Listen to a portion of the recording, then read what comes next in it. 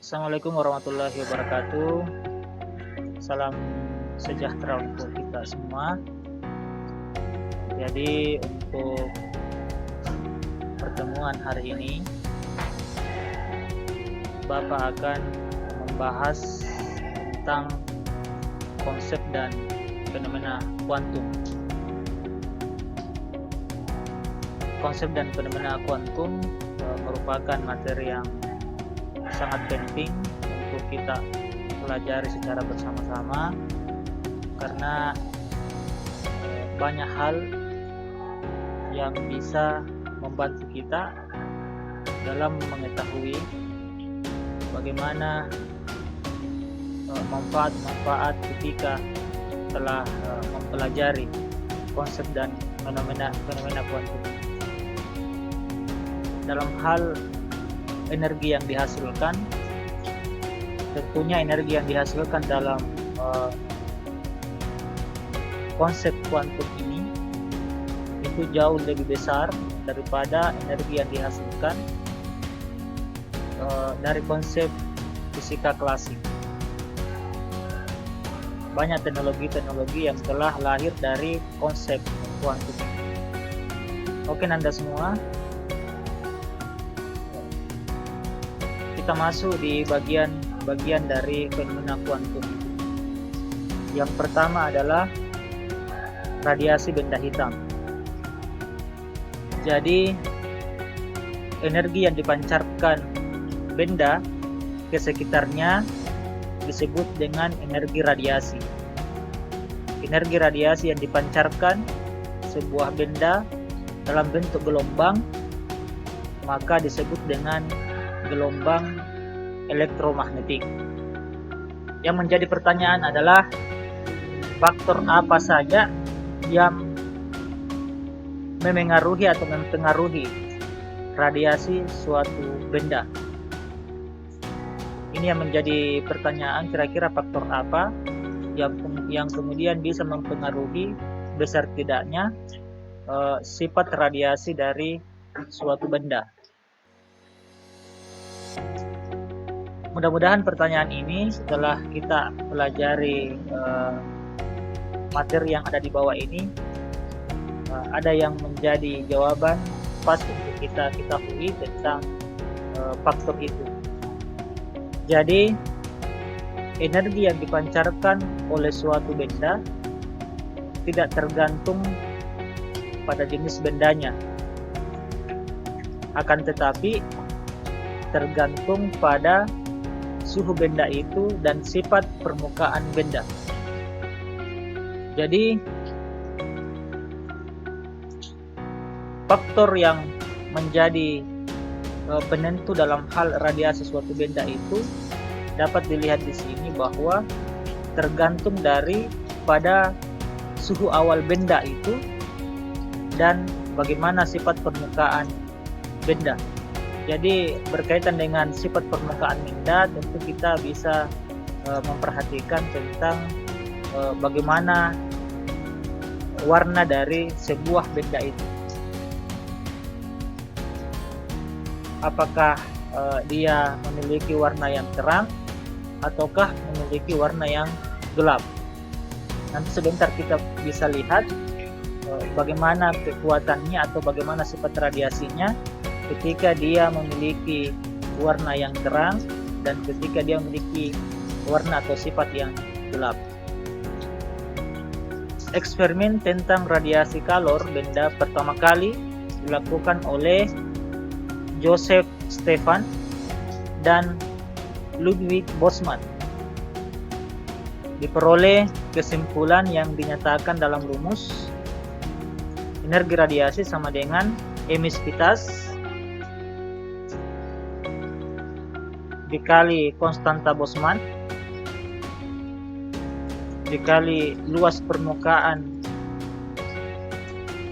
dari benda yang mendapatkan radiasi itu dan temperatur atau suhu yang kemudian dipangkat 4-kan, dengan keterangan bahwa bentuk seperti ini itu merupakan tanda dari konstanta Stefan Boltzmann yang bernilai 5,670 dikali 10 pangkat minus 8.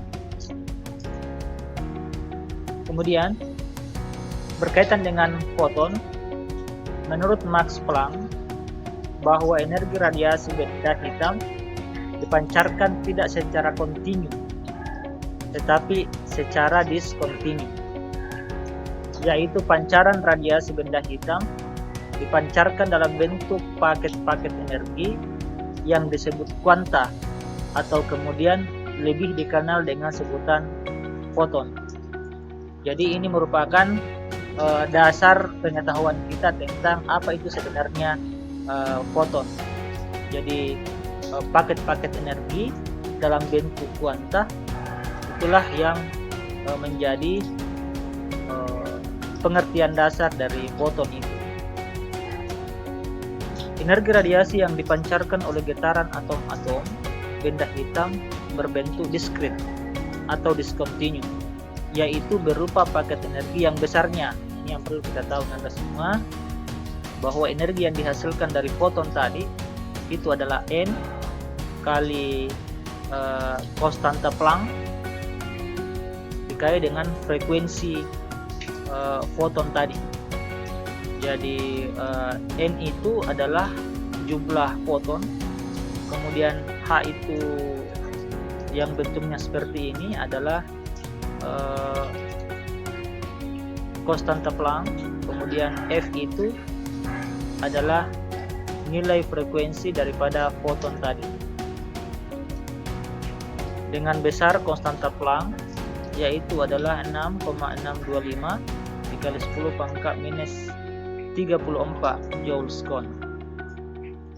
Kemudian yang terakhir berkaitan dengan fenomena kuantum tadi, yaitu tentang efek fotolistrik. Jadi efek fotolistrik itu merupakan peristiwa terlepasnya elektron dari permukaan logam karena logam tersebut disinari oleh cahaya. Jadi cahaya yang datang ini itulah tadi yang kemudian dinyatakan dengan foton. Ya. Hubungan antara energi foton, fungsi kerja, dan energi kinetik elektron foton dapat dinyatakan dalam persamaan. Jadi energi kinetik sama dengan konstanta Planck kali frekuensi foton dikurang dengan perkalian antara konstanta Planck dan frekuensi ambang yang dimiliki oleh lempengan logam ini yang disinari oleh cahaya tadi dalam bentuk foton. Jadi ketika energi foton yang datang ini lebih besar daripada energi yang dimiliki oleh logam ini, maka itu akan mengakibatkan elektron dari logam ini akan berpindah ke logam yang berada di depannya, sehingga dengan adanya aliran elektron ini itu kemudian akan menghasilkan kuat arus listrik. Jadi semakin besar perbedaan antara energi foton yang datang dengan energi ikat yang dimiliki oleh logam ini, maka semakin banyak pula elektron yang bisa terlepas, dan itu yang akan menyebabkan semakin banyaknya atau semakin besarnya nilai kuat arus yang dihasilkan. Jadi itu adalah fenomena-fenomena yang ada dalam konsep kuantum ini.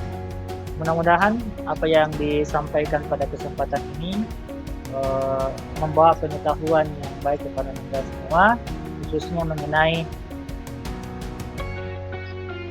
konsep dan fenomena kuantum. Sekira sekian. Assalamualaikum warahmatullahi wabarakatuh.